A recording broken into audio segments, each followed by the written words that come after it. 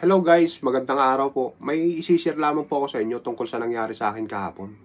Kahapon po kasi, medyo naiinip ako dito sa loob ng bahay kaya ang ginawa ko, namasyal ako. Hanggang sa mapadpad ako sa isang medyo may kalakihang mall. Ngayon, pagpasok ko dun sa mall na yun, napansin ko agad yung isang babae na nag-advertise ng isang product. Napakaganda ng babae. Morena. Medyo chubby. Ngayon, tumayo na lang ako dun sa isang gilid. Pinagmamasdan ko yung babae. Hanggang sa mapansin siguro ng babae na nakatitig ako sa kanya. Bigla niya ako nilapitan. Binulungan po niya ako. Sabi niya sa akin, kilala kita Kuya Reggie. Ikaw yung nagjo-joke no?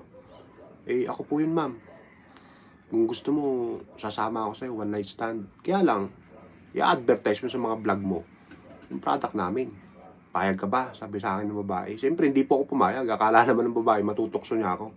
May girlfriend na po kasi ako, kaya hindi ako pumayag. Mahal na mahal ko po yung girlfriend ko. Tsaka malakas po ang control ko pagdating sa mga ganun. Parang yung Domex, the incredibly strong bathroom cleanser, kaya po niyang patayin yung 99% of germs. Ang maganda po dito, 99 pesos lamang po ito, napakamura. Pag bumili po kayo nito, may 30% discount. Kaya ano pa pong hinihintay nyo? Bumili na po kayo.